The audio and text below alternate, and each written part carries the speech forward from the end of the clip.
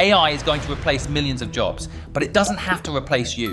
That's what Simon Sinek, best-selling author and one of the most influential minds in modern business, told me when we sat down to talk about how to survive and win in an AI-dominated world. The way you work, think and create is about to be tested like never before, and in the next few minutes, Simon reveals exactly how to stay ahead. 300 million people are going to lose their job in the next 10 years, according to Goldman Sachs. And AI is about to strip away even the most intellectual jobs. So what do you see in the future for young people that are listening today that are perhaps hearing headlines like that from big institutions like Goldman Sachs? What's your quick note? It's half accurate.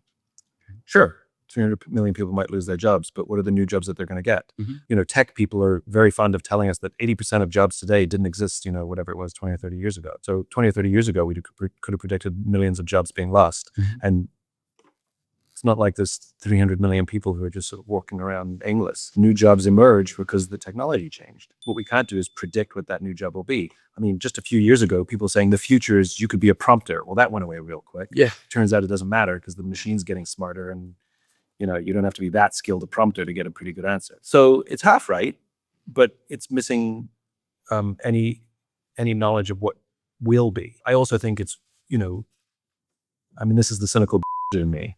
I can't help myself.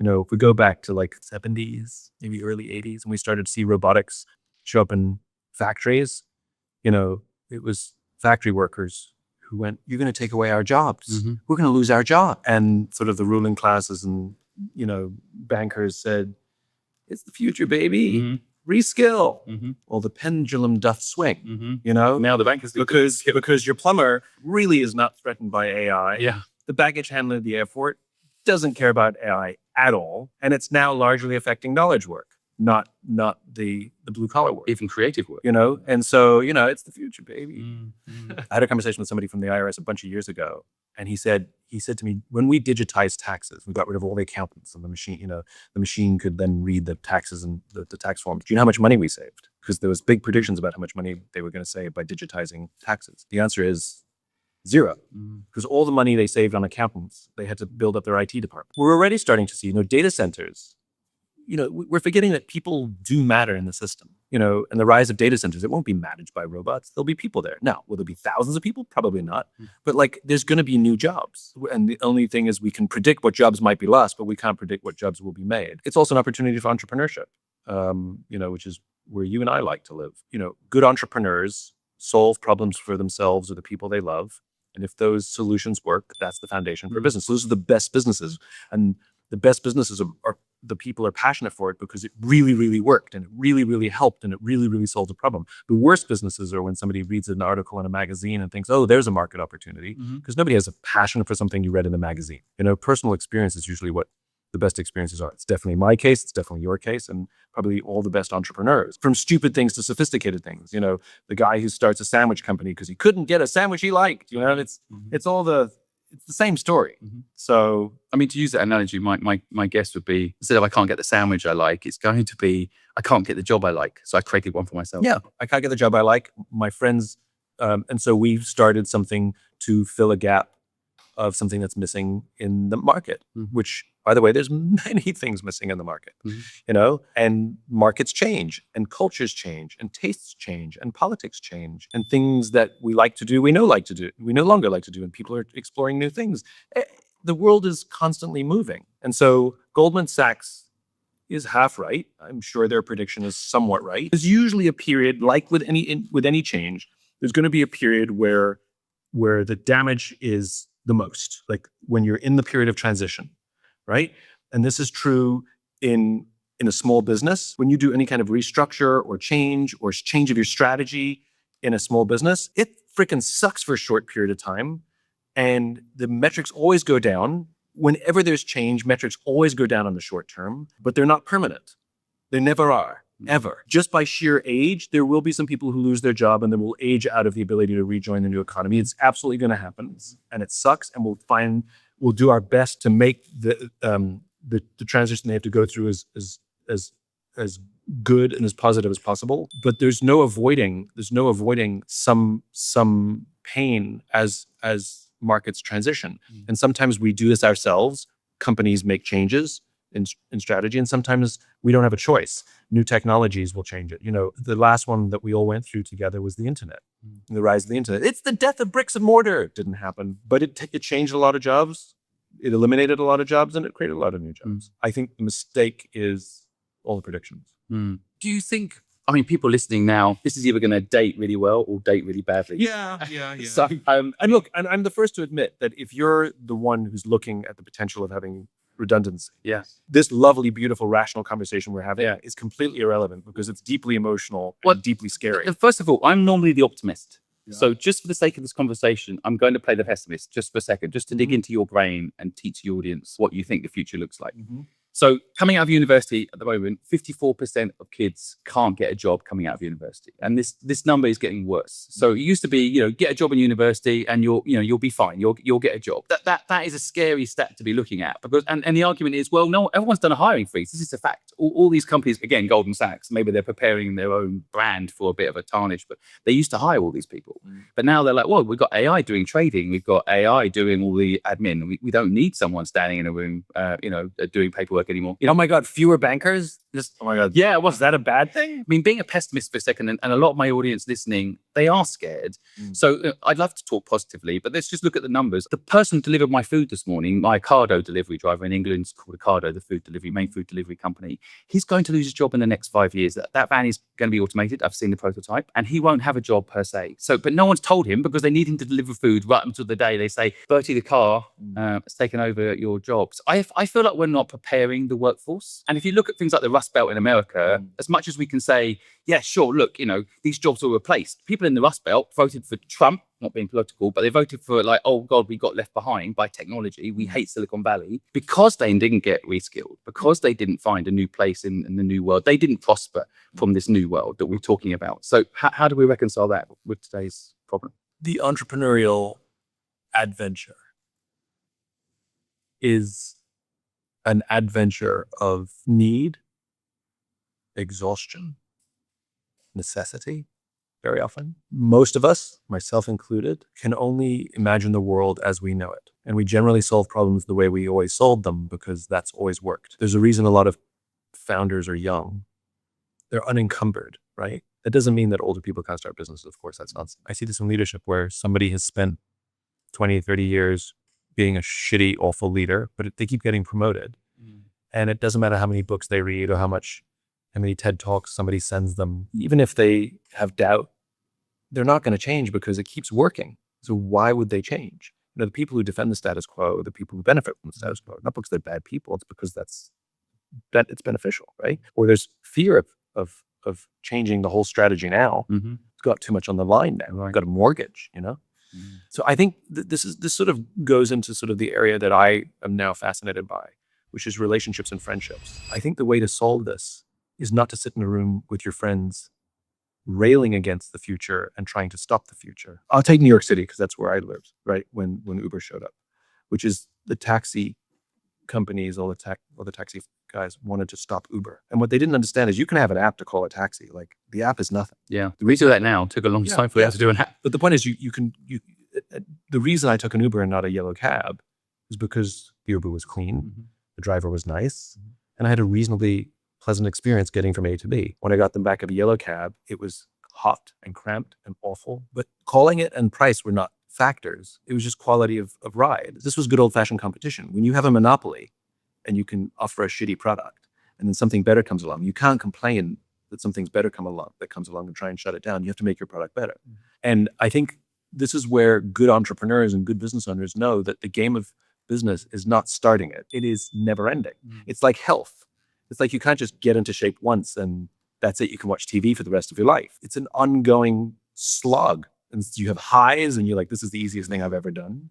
And you have lows, you're like, I don't think I can do this. That goes on forever. Like a great day at the gym going, oh my God, I love this. And the worst day at the gym going, I think I'm done. And that's why, and I go back to what I was saying before, to try and do that alone, it's too hard. I think to sit around with people, and this is what optimism is, going, you got to get all the venting out. You got to get all of the complaining. You got to get it out, because it's in you. I hate this. I'm scared. I don't know what to do. We're going to lose our jobs.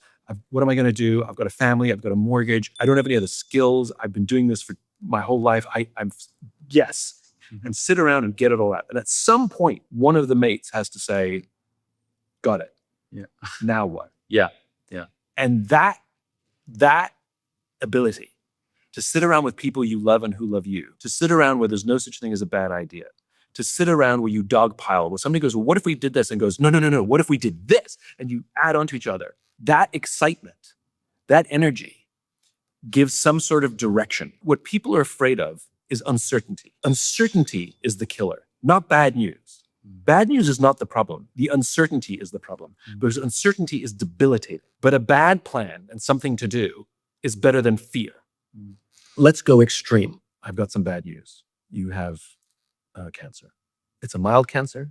It's a treatable cancer, but you have cancer. Nobody wants to hear their name and the C word in the same sentence. And already you've planned your own funeral. Even if the doctor said it's mild and it's treatable, It's over. It's over, right? And you spiral, right? And it's the uncertainty of the future that's the killer. And so in those periods, giving yourself a plan, giving yourself a schedule, giving yourself something to do, which might include go out with your friends, talk to the doctor, make a plan, find out what the prognosis is, find out what they recommend. It gives hope and it gives steps. I think that you've got to get it out, and the fear and the uncertainty and the worst thing we can do when somebody's going through this fear of losing their job due to AI, the worst thing we can do is say, it's going to be okay. The worst thing we can do is say, don't worry. The worst thing we can do is, no, you'll just find a new job. That's the worst thing we can do, because we have to affirm someone's feelings first. We have to make them feel seen and heard. Otherwise, they'll never get out of that fear, rut, uncertainty spiral. Yeah. The first thing any good friend has to do is go, yeah, scary. Yeah, I'm scared too. Or if I were in your place, I would be scared too. Yeah, I think you're right to be scared. And I think if somebody wasn't scared, I'd think there was something wrong with them. Given what the world is doing, you should be scared. And the minute someone has their feelings affirmed and they feel seen and heard, now we can build a problem. But if people keep telling us, and it's the same thing, let's go back to our extreme example, and you're sitting there going, it's over, it's over, it's over. And everybody's sitting around you going, no, it's fine. It's treatable. Look what the doctor says, you're gonna be fine. What you want to do is punch someone in the face. When you're angry or depressed or sad and somebody says, buck up, like literally the only reaction is, like that is the logic. First, we have to just hold space for the fact that it is awful. And we don't need technologists telling us it's fine. We don't need Goldman Sachs, going, you're all goner. What we're saying is, I hear you. This sucks. And it's uncertain and not good. We hear you. Like, it's not easy. No, it's worse than not easy. Yeah.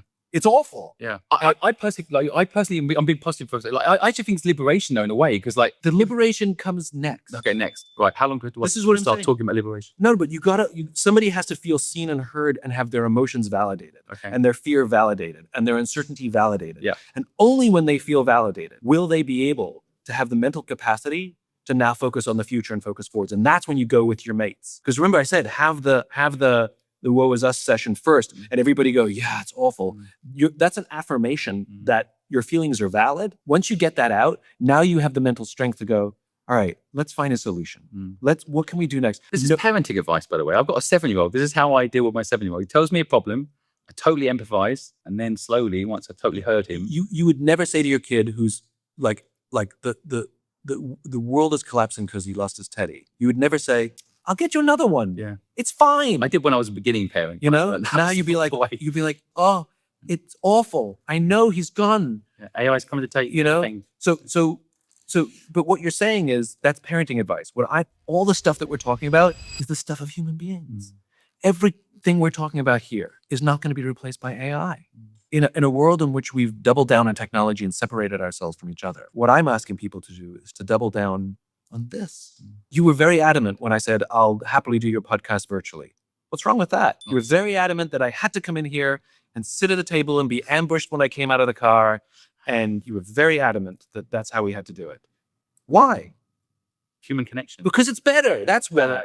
It's better on so many levels. It's better on so many levels, of course. Yeah, which is why, by the way, I think I advise people open up a coffee shop. You know, people say it's the worst business ever, but I think that's one of the things that likely not to Is be it a worst business ever? I think their Well, margins are pretty high. It depends. I had a coffee shop business that failed, so I've seen the bad side of it. If you don't know about food wastage, you don't understand the cost margins and stuff. So there's, I mean, the digital business. Like I've got a digital business. It's very profitable and the costs are low. There's a story of a man with a shoe factory, and he says, "You know what? I'm curious if we should open up in India." And he says to his two sons, "I want you to travel for 1 year to find out if there's a market. First son, I want you to travel from north to south. Other son, I want you to travel from south to north. And in 1 year, I want you to come back." Off the sons go, travel the country, come back. At the end of their tour, the dad says, "So, should we go to India? Should we expand to India?" And the first son says, "Dad, no one has shoes there. It's amazing. The market's incredible." And the other son says, "Dad, no one has shoes there. There's no market." Right? There's no demand. All your view on the world. It's your view on the world. And, you know, despite the ridiculousness of the story, it makes the point, which is good market, bad market, who knows? So you say, oh, don't start a bricks and mortar, you know, digital business is the way to go, until everybody starts a digital business and turns out people would like to go sit somewhere. Totally. And you're the one who said, bricks and mortar. And these things, that's how things go. You know, should we start a business now? Like I would always get this. Is this the right time to start a business? The answer is, it's always the right time to start a business. In a bad economy, it's hard to get clients, but there's no competition. And easy to get people. And easy to get people. In a good economy, it's easy to get clients and easy, but it's hard to get people, and the market's completely saturated. So pick your challenge. There's no good time or bad time. It's just time. And so what we're talking about is human skills, and what we lack is human skills. What we lack, everything that I talked about holding space, affirming someone's emotions. These are things that you had to learn from reading books and watching videos about how to raise your kid. You said you screwed it up at the beginning. These are things that I've had to learn from making a complete mess of it, both in my personal relationships and at work. I've had to learn these skills. You know what that's called? A marketplace.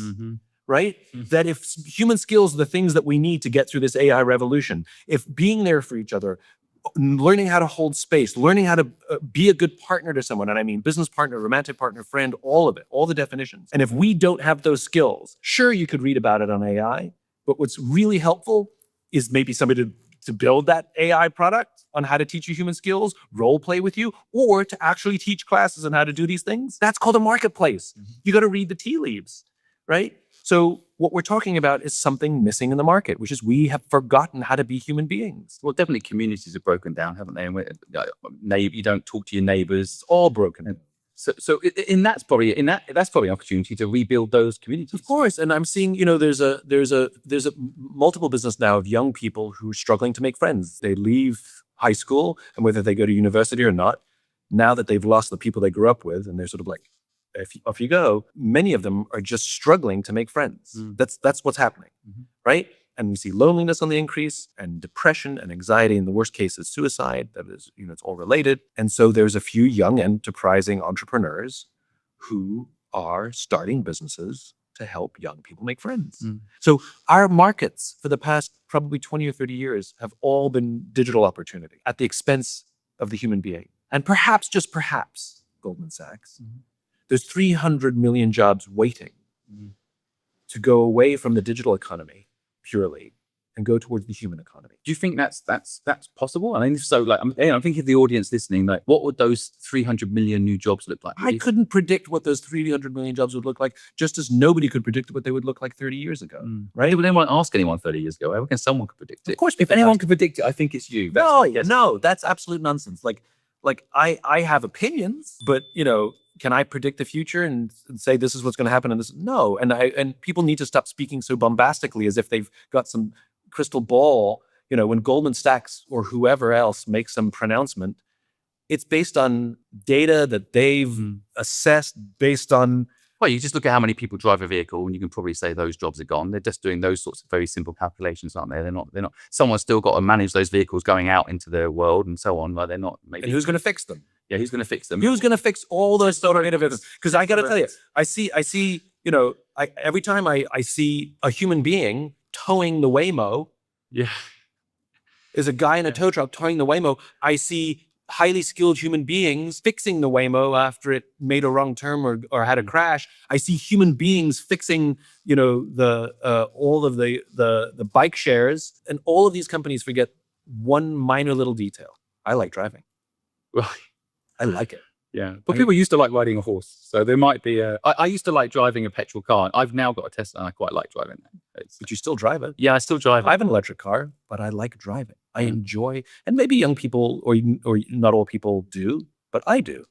And it's kind of like when the internet showed up and online shopping, they said the death of bricks and mortar. Yeah. But the one thing they forgot, people like shopping. Yeah. Now, the model of those bricks and mortar shops competing against the pricing models of online shopping on Amazon, that's a different conversation. Yeah. But that's a different conversation. But the physical act of going to a shop, we're hunter-gatherers. And anybody in retail knows these things. They move things around. You know, the t-shirts used to be here, now the t-shirts are over there because they want people to go looking for things because it speaks to our hunter-gatherer nature. We like it, we enjoy it. It's fun. You get a dopamine hit when you find the thing you're looking for. So we're forgetting the human side of these things once again. So I'm very bullish that though there may be creative jobs and knowledge economy jobs that undoubtedly will be lost, I'm very bullish that there are new jobs that we cannot yet conceive of, and I hope very much so in the human skills space. I like the point about not making predictions because I think it is hard, but it's interesting to talk about it. So I always look at things from a business context, like what in the future is safe. I do think things like IP is safe. Disney creates characters. AI can come along and create all sorts of content, but it can't steal Disney's content. Well, it's kind of, I agree with you, but for the fact it's kind of being debated now, right? Like a lot of people and authors and have sued, Right. OpenAI for taking their IP, and Yep. and we see it's changed. In the early days of OpenAI and ChatGPT, you could be like, "Tell me the summary of this book," and it would be like, it was amazing because it read the book. Now, if you say, "Tell me the summary of the book," it's like, it's kind of like I read the back of the book. Right. It's not that good a summary. It's because they're afraid of the lawsuits. I agree with you, ish.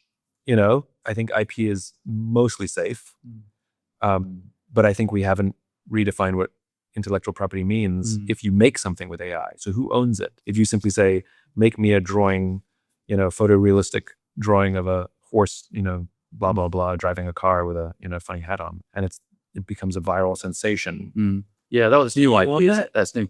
I guess this existing fan base, because that takes me to my second point, and I love you challenge me on it, but like community. I think the differential in the future of businesses will be community. So for example, You mean human being stuff? yeah, exactly. Yeah, no, that's right. Yeah, that's true. Exactly. To reinforce what you're saying, actually, I think that I know when I launched my book, for example, it went to #1 on the Sunday Times bestseller list before it had a single review, and that's because I've got a community that supported me. The book might have been rubbish, but they thought, okay, we like Simon, we're going to support him, and they bought it. Yeah.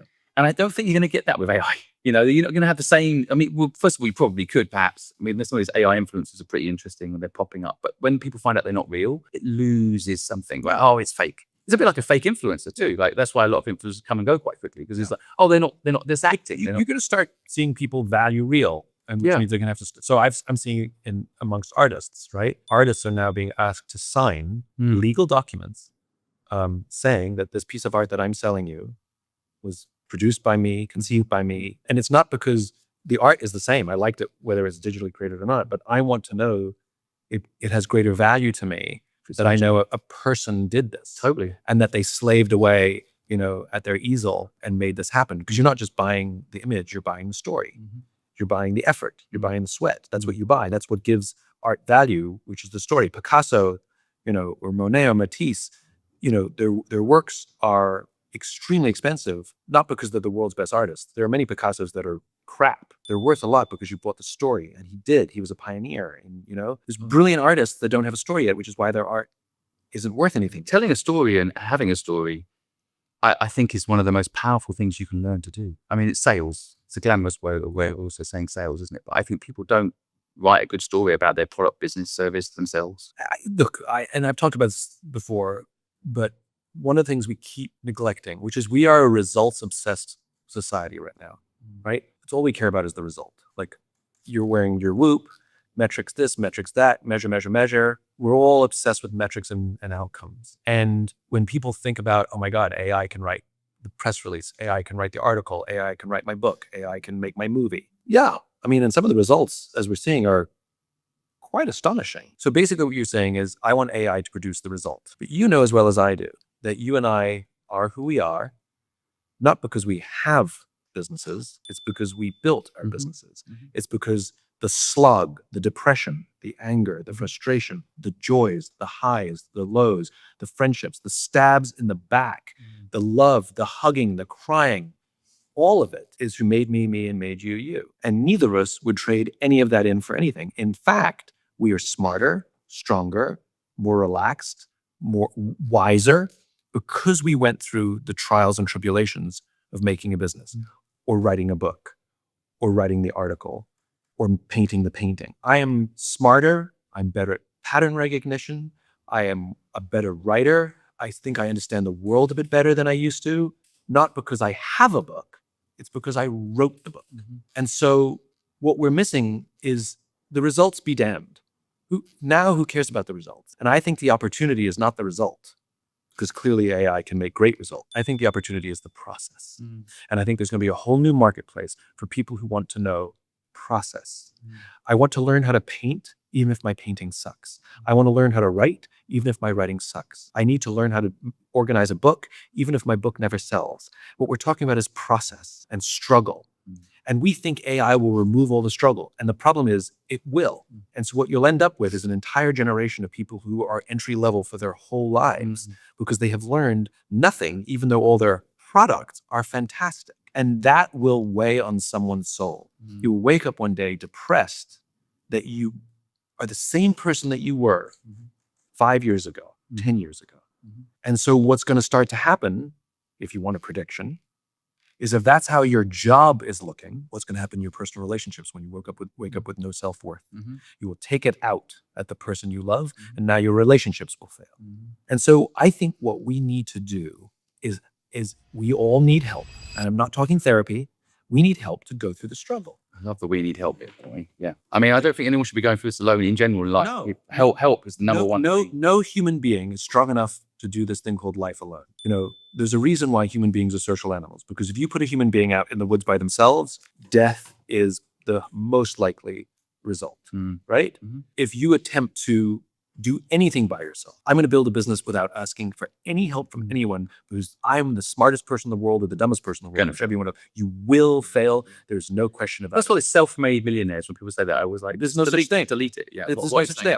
The self-made ones, we all had somebody who took a risk on us. We had somebody who took a bet on us. We had somebody client or somebody joined you. Somebody who told us you're an idiot. Somebody who told us you're a genius. Somebody who built us up when we needed to be built up, and ripped us down when we needed to be ripped down. And none of us can take full ownership of any of our successes. None of us. This is why we're told to live in gratitude, because you didn't do it alone. So you better be thankful. What we're talking about is process. And I think there's marketplace. People want to learn things. We know that. Look at the rise of YouTube, Masterclass. Turns out people want to learn stuff. People like learning stuff. People enjoy learning stuff. And to say to people, we have a machine that will do all the thinking for you so you can just get the results. Again, I like driving. I also like learning, you know, and I'm being bombastic to make a point, which is, let's put the human back in human being. Technology is great, but we've just over-indexed. We've just over-indexed. Whereas the fear I have is that it's not over-indexed. I think people are starting to use it more and more. I mean, interestingly, you know, humans, I think the hardest thing is to ask for help. 100%. And humiliating. It's really interesting. We launched this platform called Help Bank. And the idea is you press a button, you can get help. You press a button, you can give help. And when we launched it, we were all this planning. By the way, I didn't tell you this. I'm a huge fan of yours. Oh, really? I've known about your booths before anybody else did. Like early days when you first started them, I was like, that's good. That has blown my mind. If we're going to start doing fan stuff, I'm definitely going to beat you, because I've been your fan from day one since you did that TED Talk a long time ago.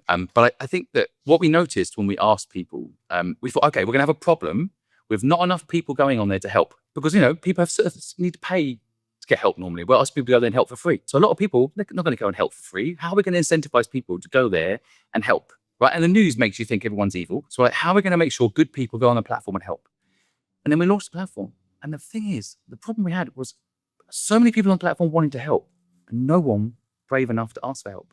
No one put their hand up and say, you know what, I'm struggling at the moment with this. I don't know what. Everyone, and I know men that I know, you know, stories of people that have considered killing themselves rather than ask for help. You're making my case beautifully, which is human skills, which is, we think about that I do not feel safe, psychologically safe, to say to my friends who I think love me, I'm struggling. these are the skills that we need to learn. And as I said before, where real bad things happen to people is when we attempt to solve all these problems by ourselves. If somebody's afraid of losing their job to AI, even if they have, to say to someone, I'm stuck, is the most powerful thing in the world. But it goes back to what I was saying before. What if you're the friend who somebody comes to and says, I'm stuck, which is different than give me business advice. What should I do? Here's my answer. That's what you're asking for. When somebody says, I'm stuck, and we go, here's what you could do. Incorrect.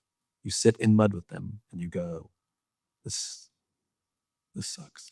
Your only job is to make them feel not alone until they are ready to say, all right, what do you think we should do? What do you think we should do? And most people do not have these skills.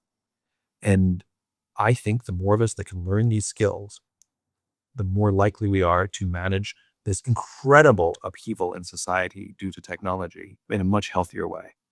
Because we don't feel any longer that we are doing it alone or that we are. Let's say we've done the wallow bit, we've sat with them in this nightmare. 53% of people coming out of university can't get a job. Oh my God. You spent 4 years, you're in debt, because in England they get in debt doing it. You're in this debt. You're promised this future by the university that sold you that. Don't worry, you'll get a brilliant job at the end of it. They put 4 years of their life into this degree, this bit of paper that was promised to give them a better life. They're sitting there right now watching this thinking, okay, The promise was a lie. what do I do now? If they're ready to say, okay, I've got it all out of me, my friends have sat with me, I'm ready now. I'm ready now to make the list and do the work. Assuming they're at that point. Yeah, this is the problem. We've all been tricked by AI that everything comes easy. Well, it's not just AI, is it? I mean, social media's done that The too. interwebs, yeah. Yeah, it's like Google's also done it. It's like everything's at my fingertips. We've been tricked to think that there's no effort. And I don't know of anything that good that ever happened in the world that happened without effort. And I mean everything. I'm not just talking about jobs and technology. I'm talking about how's your relationship. Took effort, didn't it? Yeah, That really successful, loving relationship. In 24 years in my relationship, and it's like It's a lot of effort. biggest accomplishment ever, hardest thing I've ever done. But how those kids of yours that you love, easy? I've never heard anybody say raising kids has been easy. No. There've been easy bits, there've been fun bits, but it's effort. That's a good thing because effort makes us feel like our lives and our work have meaning. Effort makes us grow. Effort makes us feel we get smarter, we get better. This is why scoff with technologists, which is most technologists who are predicting the rise of AI and the dominance of AI, most of them have a financial interest in that advice and that version of the future. Well, that's true. If you want to know if someone's conspiracy theory or not, just follow the money to find out if it's true. but- Right? Who benefits from that story being? Well, it's like AI friends will replace real friends, says the company wanting you to buy a subscription to an AI friend. Yeah, but I You know? weirdly it is. I don't like this at all. But this AI girlfriend thing is doing quite well. Like, that freaks me out because it tricks your brain. Yeah. I know someone actually who's having a relationship with an AI Yeah. woman, and it's not normal. And I worry for them because they can't have a connection. They can't hug them, which is part of a relationship. I kiss my wife pretty much every day, probably 3 or 4 times a day. You're not going to have that bit, right? It's a bit like porn, right? Porn is dangerous if people are over consuming it. Now, there's an argument over any consumption of it at all is dangerous, but I think that people forget that that's not real. You're right. I think what you're talking about is knowledge versus experience, right? Kids now, because they have access to absolutely everything online. And take porn, for example, right? Which is they know everything. They know every position. They know everything you could do. They've never done it, Right. but they know all about it. When we were idiots, well, still are, but when we were young idiots, we knew nothing. And the only way we found out was to do stuff. In fairness, we discovered that every single person is different. We discovered every person. There's no one formula. But the point is, we learned because we learned through experience because we had no choice. Now you don't have to do anything to learn everything. Young people know more than we do, and definitely know more than we did, but they've experienced less. So I think this is goes back to one of the opportunities, and if you want to look for business opportunities, which is the experience economy, which is people want thrills. They want to bungee jump. They want to, and it doesn't have to be extravagant or expensive. They want to go, you can go for a hike. It doesn't have to be, in Morocco. It could be a hike across London with 10 people. You see now the rise of run clubs. You see the rise of, cyclists all cycling together, this community cycling. You're seeing people looking to do experiences with each other and have shared experience. That's an economy. And it's economy born out of people missing it and not having it. And we're seeing that people are trading lying on a beach for doing things, for feeling a rush of some sorts. This is going to be a recurring theme. In other words, feeling human. So I think all of these things, like if you're the kind of person who, your job is at risk because of AI, but before your job was at risk at AI, you would always go for a long hike on the weekends. That was your thing. And that's the thing you love more than anything. And that's the place you go when you're stressed. Make a job out of something you love. And the only criterion is, does at least one person want to do it with you? I think it's really fascinating listening to you talk, because I think people listening will be like, okay, look, I'm positive. I feel like the world is bright. I do too. And I agree. AI is going to create new jobs as well as take some of the old ones. It will create new marketplaces accidentally. Right. But I think at the same time, what you just said there about your own journey and finding your why, let's pick that apart for a second, because I think your purpose lives in your pain. So you had this moment where you had a successful business actually, and then you were like, this isn't feeling right? That's kind of how it was going. I mean, it was in decline because I was... You didn't feel it anymore, right? It was in decline, yeah. But you had started your own which only exaggerates the feeling of failure. Which is interesting, because I think the opportunity with AI is, it's never been an easier time to start your own business. Like I just invested in a business called Lovable. Have you heard about this business? It's mind blowing. You literally say the app you want, voice command, the app you want, and it builds it for you instantly. So there's so many people out there with an idea, and they're like, how do I make it real? Now this is where AI is exciting. Yeah. Because now you can just turn your idea into something. Yeah. Whatever it is, your interest, your hobby, your interest, you can create that app that was once so expensive and so difficult to make, and you needed someone to code it for you, and you can't find them, they're expensive, and you can make it. And if it's community driven, then it's unique because it's still people, right? So that the people bit is still needed, still a connection to humanity. Can I agree-ish? Of course, you can disagree as well. I want the audience. I don't disagree. I agree-ish. This is, I think, a dangerous form of entrepreneurship, which is you know what we could do? And we could just build an app. Look at my app that nobody wants. But everyone says that every single day, by the way. That's right. What nobody wants. Yeah, well, that's a different thing. Market. Let's build an app that nobody wants, that you just pulled a pretty idea out of the air and made it because AI let you make it. And it's a bad idea, which makes it a bad product. You see the app that was simply yo. All you do is you send yo to people. That's all you could do. Do you see the rise of this app? Yeah, but I mean, it's a fad. It'll last. It's a fad, but the founder made £3 million doing it, and he learned stuff. Yeah, he learned £3 million, and now it doesn't exist anymore. Right? Yeah, no. So but it's an experience. I call those businesses winning the lottery. Winning lottery, yeah. Right? Like there's always going to be some entrepreneur who won a lot. And by the way, some of them are wildly successful, and that's it. They can do it once. They can't repeat it. And they go around giving speeches about how to start businesses. And I think it's funny. That's like lottery winners telling you the numbers they picked. Yeah, you know? Yeah, fair. You too can build a business if you pick the numbers that I picked. It's always the right way to do it. So I mean, again, the right way to do it is like I said, the best businesses, you and I know this, the best businesses are born out of trying to find a solution for yourself or someone you care about because no solution existed prior. Mm-hmm. Even if it's, I can't get a good sandwich. Mm-hmm. It doesn't matter what it is. Yep. Right? I wish they had good gelato in London. Yeah. Or why is everything a freaking franchise? Why can't we make like really beautiful, whatever it is. You fundamentally build it for yourself or you build it for the people you love first because that's where the passion comes from. Mm-hmm. Nobody is passionate for I've got it. Pizza delivery app. We need a pizza delivery app. That's, whatever the thing is. That's actually a good idea. We need pizza. We need another pizza delivery app, right? And we're going to change the world. Almost an aggregation. We're going to change the world with our pizza delivery app. And everybody's going to be a billionaire. And I hate that bit. The money bit is definitely a big distraction. And it's very hard to inspire your friends to quit their jobs to come and join this app that you had AI make that really nobody wants. So I think that brand of entrepreneurship is exciting, hard, much harder, because when it doesn't go, it's very hard to find the energy to keep it going. And if you're passionate for something and believe in something, you're stubborn about making sure that it's successful, right? The energy thing you're talking about now is so true. I want people to be stubborn, but then it raises the question, when's the right time to quit? Because there's a point of like, you've spent enough money and enough, you've exhausted enough. Yeah. For me, the standard is if it no longer feels worth it. Yeah. There's a lot of people that have a go at me